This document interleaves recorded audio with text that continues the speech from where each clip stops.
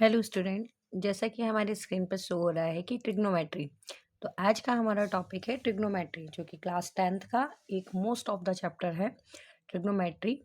यहाँ पे हम आज के इस वीडियो में पढ़ेंगे ट्रिग्नोमेट्री से रिलेटेड सारे जो आपके कॉन्सेप्ट बेस्ड क्वेश्चन हैं। इट मीन्स जितने भी उसके फॉर्मूले हम उनको पढ़ने वाले हैं। बट यहाँ पे मैंने फॉर्मूलों को भी अलग अलग पार्ट्स में डिवाइड कर रखा है। जैसे कि अगर हम देखते हैं ट्रिग्नोमेट्री के अंदर हम अभी की जो एनसीईआरटी हमारी जो बुक है उसमें हम पढ़ते हैं कौन कौन सी एक्सरसाइज। वो हम पढ़ते हैं 8.1 एंड 8.1, 8.2 एंड 8.3। तो मैंने इनके फॉर्मूले को भी इन्हीं पैटर्न में डिवाइड कर रखा है। 8.1 में जो हम फॉर्मूले यूज़ करते हैं उनका जो कॉन्सेप्ट है पहले हम उसको समझेंगे, और उसी के अकॉर्डिंग हम पहले एक्सरसाइज 8.1 को कंप्लीट करेंगे। फिर हम ऐसे 8.2 के जो फॉर्मूले जो यूज़ होते हैं उनको समझेंगे, और देन उसके से बाद में हम उसके 8.2 के क्वेश्चन को करेंगे, और लास्ट में हम 8.3 को करेंगे। चाहे तो हम एक साथ भी फॉर्मूले समझ सकते थे और बाद में हम एक्सरसाइज कर सकते थे। पर उससे कई बार हमें कन्फ्यूज़न बच्चों को हो जाता है कि हम कौन से फॉर्मूले को कहाँ पे यूज़ करें, बिकॉज़ एक ये चैप्टर ऐसा है ट्रिग्नोमेट्री जो कि 10th में ही आपको बेसिक इसका पढ़ना पड़ता है। दैट्स व्हाई मैंने इनको फॉर्मूले को अलग और उसी के साथ की एक्सरसाइज को साथ में लिया है। तो स्टार्ट करते हैं। सबसे पहले हम आज के हमारे टॉपिक को, और जहाँ पे हम 8.1 को जो है वो कवर करेंगे, और इसी के साथ ही हम सबसे पहले इसके फॉर्मूले के कॉन्सेप्ट को पढ़ते हैं। ठीक है, तो देखते हैं हम सबसे पहले कि इसमें ट्रिग्नोमेट्री ट्रिग्नोमेट्री के अंदर सबसे पहले हम देखते हैं कि ट्रिग्नोमेट्री यूज़ कहाँ किया जाता है। तो ट्रिग्नोमेट्री हमारा यूज़ किया जाता है ऑलवेज राइट ट्रायंगल में। पर इसका आपका जो राइट ट्रायंगल है पहले हम उसे समझ लेते हैं। कि देखिए, एक ऐसा ट्रायंगल जो कि 90 डिग्री का एंगल बनाता हो। देखिए आपको ट्रायंगल दिख रहा है, और ये 90 डिग्री का एंगल क्या कर रहा है, शो करता है। जो बच्चे नहीं जानते हैं कि 90 डिग्री ट्रायंगल जो होता है वो कैसा होता है, वो भी समझ लीजिएगा।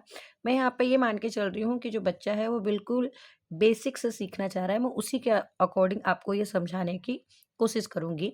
कि यहाँ पर देखते हैं हम ट्रायंगल में सबसे पहले कि ये जो ट्रायंगल है जहाँ पे भी 2 लाइन स्ट्रेट लाइन आपस में कभी भी आके मिलती हैं, तो वहीं पे क्या बनता है आपका हमेशा 90 डिग्री एंगल बनता है। ठीक है, परपेंडिकुलर लाइन आपने 9th में पढ़ी होगी, तब भी आपने वहाँ पे पढ़ा होगा कि जब भी कोई परपेंडिकुलर लाइन आपस में आके टकराती है तब भी वहाँ पे क्या बनता है, 90 डिग्री एंगल हमारा बनता है। ठीक है, तो ये याद रखना, जहाँ पे भी 2 स्ट्रेट लाइन, देखो ये लाइन और इस लाइन को देखो तो ये दोनों लाइन एक दूसरे के साथ स्ट्रेट नहीं है, ये झुकी हुई है। ठीक है, और ये लाइन को आप देखेंगे और ये लाइन को आप देखेंगे तो यहाँ पर देखो ये दोनों ही स्ट्रेट एकदम सीधी है। ठीक है, तो जहाँ पे भी ये दोनों लाइन आकर मिलती हैं वहीं पे बनता है 90 डिग्री एंगल।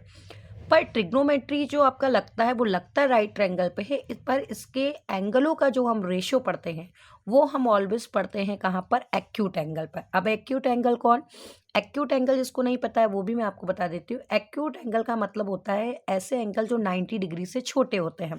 तो 90 डिग्री से छोटे एंगल्स अगर हम देखते हैं तो सबसे 30 डिग्री से हम स्टार्ट करते हैं। देखो, अब जब आप ट्रिग्नोमेट्री की टेबल पढ़ोगे तो आप जीरो जीरो डिग्री को भी पढ़ते हैं हम। ठीक है ना, फिर 30 डिग्री होता है आपका, फिर 45 डिग्री होता है आपका, फिर 60 डिग्री होता है, देन उसके बाद में आता है 90 डिग्री। ठीक है, तो जब ट्रिग्नोमेट्री के रेशियो को आप पढ़ते हैं तब हम उसमें 30 डिग्री, 45 डिग्री और 60 डिग्री को पढ़ते हैं। पर ये चीज़ हम पढ़ते हैं किस में जाके, आपकी 8.2 में। अभी आते हैं फिर से हम हमारे कॉन्सेप्ट पे कि ट्रिग्नोमेट्री के अंदर क्या होता है। तो ट्रिग्नोमेट्री यानी कि जब एक राइट ट्रायंगल के अंदर आपका क्या यूज़ होता है, इनकी साइडों को जब हम निकालते हैं तो वहीं पे हम यूज़ करते हैं किनको, ट्रिग्नोमेट्री को। तो दूसरा कॉन्सेप्ट ये भी उठ के आता है कि ट्रिग्नोमेट्री का यूज़ हम कहाँ पर और कैसे करते हैं और क्यों करते हैं। तो सबसे पहले देखिएगा कि ट्रिग्नोमेट्री का जो हम यूज़ करते हैं वो हमेशा हमने किया है, कभी भी किसी की हाइट हमें बहुत ज़्यादा फाइंड करनी हो, डिस्टेंस हमें बहुत ज़्यादा फाइंड करनी हो, तो वहाँ पर यूज़ किया जाता है ट्रिग्नोमेट्री। चलिए, सबसे पहले हम ट्रिग्नोमेट्री के रेशियो की बात करते हैं। तो आप ये जान लीजिए, हमने ये तो जान लिया कि भाई ये क्या होता है, 90 डिग्री एंगल होता है। अब 90 डिग्री एंगल के अकॉर्डिंग ही जो हम ट्रिग्नोमेट्री के अंदर पढ़ने वाले हैं वो हम पढ़ेंगे। इसमें सबसे पहले इसके नाम लेते हैं हम ए, ये बी, और ये हमने इसका नाम दिया है सी। अब इनकी साइडों के नाम को डिनोट करते हैं हम। सबसे पहले साइडों के नाम में हम सबसे पहले देखते हैं कि 90 डिग्री के जो ये सामने वाली साइड होती है, जो सबसे आपको लंबी यानी कि सबसे ज़्यादा लॉन्ग जो आपको लेंथ यानी कि साइड दिखाई दे रही है, इसी को कहा जाता है हाइपोटेनियस। क्या कहा जाता है इसी को? इसी को हम कहते हैं क्या? हाइपोटेनियस। ठीक है, तो हाइपोटेनियस जो आपकी है, हाइपोटेनियस के साथ में, ठीक है, हाइपोटेनियस के साथ में अब ये जो नीचे लाइन है जिस पे ये बेस्ड है, तो इसको कहा जाता है आपका बेस। इसे क्या कहते हैं हम? इसे हम कहते हैं बेस। और इसे क्या कहते हैं? इसे हम कहते हैं परपेंडिकुलर। क्या कहते हैं इसको हम? इसको हम कहते हैं परपेंडिकुलर। अब देखिए, ये मैंने आपको इनके प्रॉपर नाम बता दिए हैं। हम इसको अब शॉर्ट में डिनोट करेंगे कैपिटल एच से, इसे करेंगे हम कैपिटल पी से, इसे हम करेंगे कैपिटल बी से। ठीक है, तो अब हम एक और यहाँ पर ट्रायंगल बनाते हैं सेम एज इट इज। ठीक है, अब इसको हमने सेम ही नाम दिया है। इसको नाम दिया है हमने ए, इसे नाम दिया है हमने बी, इसे नाम दिया है हमने सी, और यहाँ पर अब हमने रखा है हाइपोटेनियस, और ये हमारा 90 डिग्री एंगल ही है। लेकिन अब मैं यहाँ पर बेस और परपेंडिकुलर नाम नहीं दे रही हूँ। ना देने का एक रीज़न है क्यों नहीं दे रही हूँ, उसके लिए भी हम समझते हैं कि भाई क्यों नहीं दिया है मैंने इसको। तो उसके लिए हम देखेंगे सबसे पहले, तो एक चीज़ देखिएगा, यहाँ पे अगर कोई पर्सन, जैसे फॉर एग्जांपल आप ऐसे मान के चलिए कि भाई मैं खड़ी हूँ कहाँ पर? एक बिल्डिंग है, यहाँ पर एक ये बिल्डिंग है, और ये बिल्डिंग है, और ये हमारी अर्थ है जहाँ पे ये बिल्डिंग खड़ी हुई है, ज़मीन है, लैंड है। तो जब मैं यहाँ पर खड़ी हूँ और मैं यहाँ पर खड़े होके क्या कर रही हूँ? किसी चीज़ को देख रही हूँ। ठीक है, किसी चीज़ को देख रही हूँ से मतलब मैं फॉर एग्जांपल मान के चलिए मैं यहाँ पर खड़े होके किसी कार को देख रही हूँ। ठीक है, यहाँ पे किसको देख रही हूँ? एक कार को देख रही हूँ। ठीक है, अब जब मैं यहाँ पे एक कार को देख रही हूँ तो मैं खड़ी कहाँ पे हूँ? यहाँ पर खड़ी हूँ। तो जब मैं यहाँ पर खड़ी हूँ ना, तो ये तो हाइपोटेनियस रहेगी, ये कभी भी चेंज नहीं होती। चेंज कौन होती है? बेस और परपेंडिकुलर। कैसे होती है चेंज, वो ध्यान से समझना। जब मैं इस एंगल की बात करूंगी, मतलब मैं जहां पर खड़ी होकर देख रही हूँ, जब मैं इस एंगल की बात करती हूँ तो इसके जो जस्ट सामने होगा ना, वो क्या हो जाता है? परपेंडिकुलर। और जहां पर हम खड़े होके किसी चीज को देख रहे होते हैं वो क्या हो जाता है? बेस।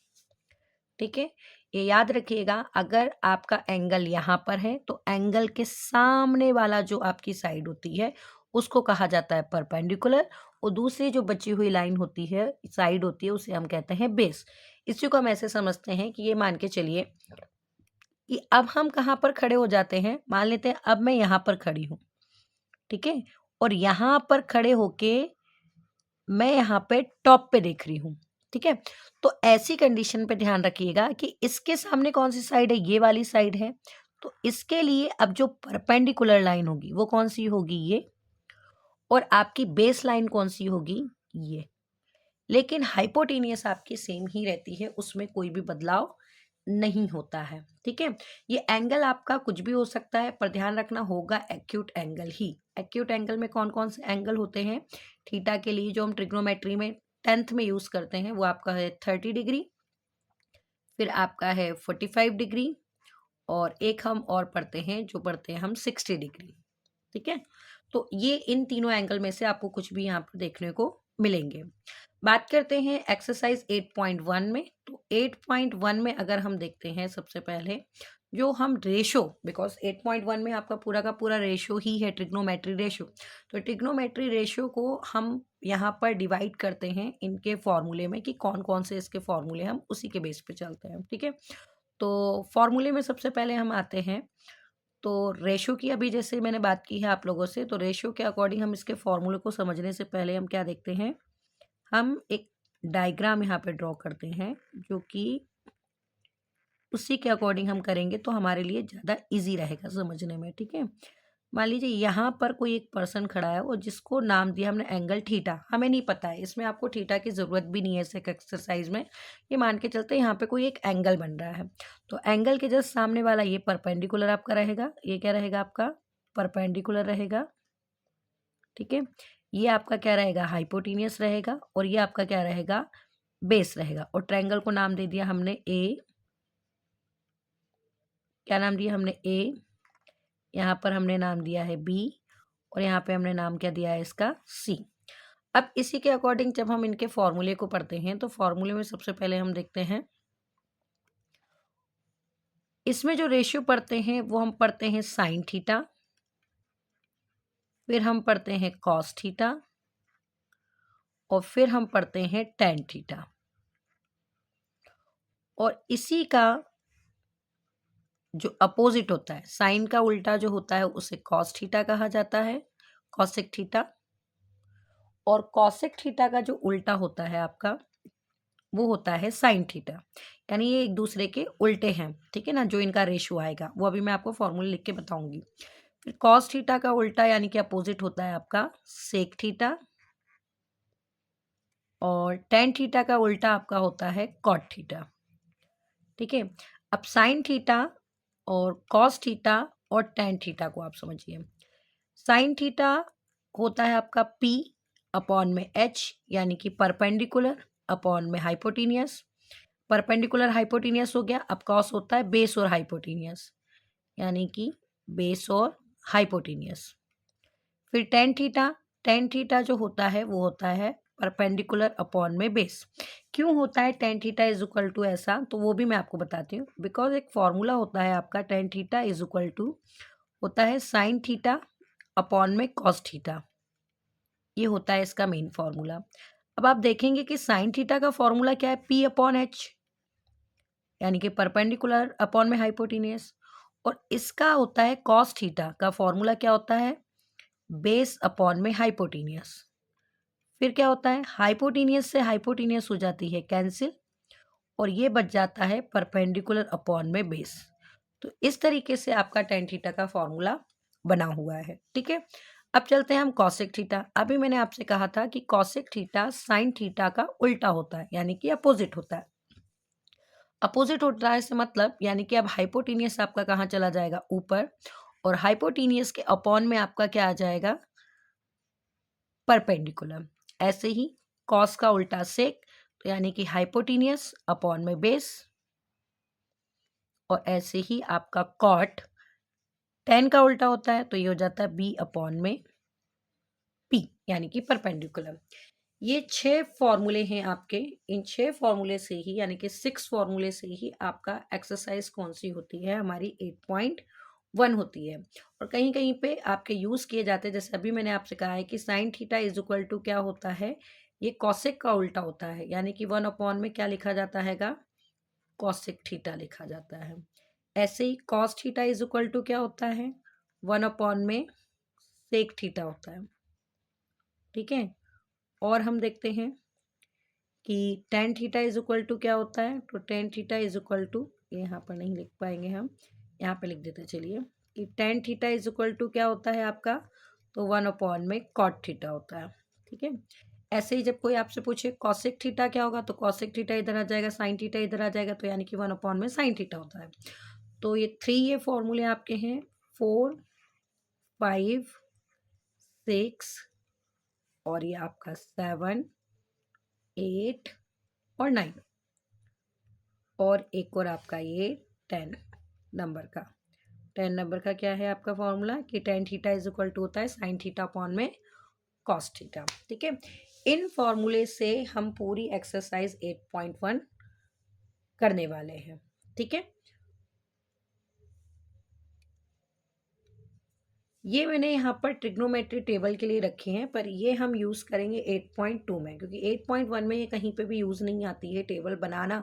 मैं आपको सिखाऊंगी, आपको नहीं लर्न हो रही है कोई बात नहीं, मैं आपको A to Z पूरा बनाना सिखाऊंगी, ठीक है। देखिएगा, पर हम जब एक्सरसाइज 8.1 में जब हम क्वेश्चन को सॉल्व करेंगे तो हमको कई बार वो रेशियो दे के रखेंगे। रेशियो दे के रखेंगे से मतलब ये है कि जैसे वो आपको लिख देंगे कि भाई sine theta is equal to आपको दे रखा है हमने 3/4, फाइंड द अदर रेशियो। तो फाइंड द अदर रेशियो में मुझे भाई ये तो पता है कि sine theta is equal to जो होता है वो होता है आपका P अपॉन एच। चलिए, मुझे P अपॉन एच तो पता है, लेकिन अदर रेशियो वो बोलेगा तो वो आपसे बोलेगा कि अदर रेशियो में आता है आपका कॉस थीटा, आता है आपका टेन थीटा, आपका आता है कॉसेक थीटा, आपका आता है सेक थीटा और आपका आता है कॉट थीटा।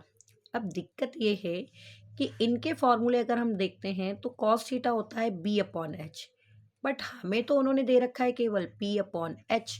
तो बी कहाँ से लाएं? तो जो वो बी लाने का कॉन्सेप्ट है आपका, वो आता है आपका राइट ट्रायंगल से।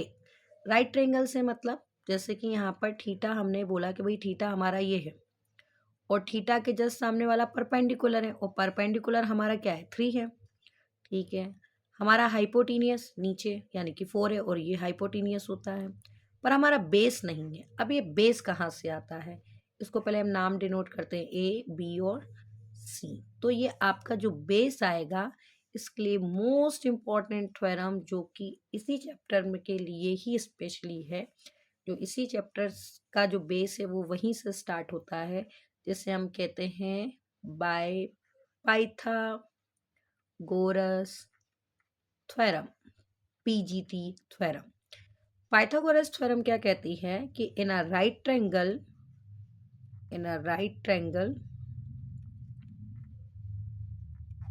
कौन सा आपका? ए बी सी और राइट ट्रायंगल क्यों? क्योंकि जब तक वो 90 डिग्री यूज होगा ही नहीं ट्रायंगल, तब तक बीपीटी आपका यूज होता ही नहीं है। तो राइट ट्रायंगल का रूल ये होता है, जिसे हम पाइथागोरस थ्योरम कहते हैं। तो पाइथागोरस थ्योरम का रूल ये होता है कि hypotenuse square is equal to होता है perpendicular square and base square के सम के इक्वल। ठीक है, यानी कि जो हाइपोटेन्यूस होगा उसका स्क्वायर कर दें हम, तो वो बराबर हो जाता है किसके? इन दोनों साइड के स्क्वायर के सम के इक्वल। अब हम इसको देखो सॉल्व करके भी देखते हैं। हाइपोटेन्यूस कौन है हमारा? भाई 4 है। ठीक है, 4 का स्क्वायर। फिर उसने कहा परपेंडिकुलर, तो भाई थीटा ये है, तो थीटा के सामने वाला ये है, तो ये आपका कितना है? 3 है। तो यानी कि परपेंडिकुलर आपका हो गया 3 स्क्वायर प्लस बेस स्क्वायर। अब अगर हम देखते हैं कि भाई 4 का स्क्वायर 4 4 जा 16, और यहाँ पर 3 का स्क्वायर 3 3 ज़ा 9 प्लस बी स्क्वायर। अब हमें बी चाहिए, तो ये प्लस का 9 इधर जाके किसका हो गया? माइनस का। तो 16 माइनस 9 इज इक्वल टू आपका बी स्क्वायर। तो 16 में से जब हम 9 को माइनस करेंगे तो बी स्क्वायर की वैल्यू हमको वहाँ पर मिल जाएगी, जो कि क्या रहेगी? 7। और स्क्वायर हटता है तो क्या लगता है? रूट लगता है। इट मीन्स हमें यहाँ पर आपकी बेस की वैल्यू मिल गई है √7। अब हमारे पास तीनों चीज़ें आ गई। हाइपोटेन्यूस 4 है, परपेंडिकुलर 3 है, बेस आपका √7 है। वैल्यू को फटाफट हम लिख के और कर देंगे सॉल्व। तो क्या हो जाएगा आपका? देखिए, बेस कितना है आपका? √7। हाइपोटेन्यूस कितनी है हमारी? 4। ऐसे हम टेन थीटा में देखते हैं तो होता है पी अपॉन बी। तो परपेंडिकुलर कितना है हमारा? 3, और बेस कितना है हमारा? √7। ऐसे ही कॉसेक थीटा की बात करते हैं तो साइन का उल्टा। अब यहाँ पर बार बार पुट करके मत देखना, जो अपोजिट होते हैं उन्हें डायरेक्ट अपोजिट करके लिख सकते हैं हम। साइन थीटा का उल्टा होता है कॉसेक थीटा, तो 3/4 का उल्टा अपोजिट क्या हो जाएगा? 4/3। सेक किसका अपोजिट है? तो सेक हमारा कोस का अपोजिट है। तो कॉस की वैल्यू √7/4 थी, तो इसकी क्या हो जाएगी? 4/√7। ऐसे ही टेन किसका अपोजिट है? टेन कॉट का अपोजिट है, और कॉट टेन का अपोजिट है, तो इसका अपोजिट हम कर देते हैं। ये 3/√7 है, तो अब ये क्या हो जाएगा? √7/3 हो जाएगा। तो इस तरीके के क्वेश्चंस जो हैं वो हमको करने को मिलेंगे किसमें? 8.1 की पूरी ओवरऑल एक्सरसाइज में। ठीक है, तो स्टार्ट करेंगे हम उन क्वेश्चनों को हमारे नेक्स्ट वीडियो में। ठीक है।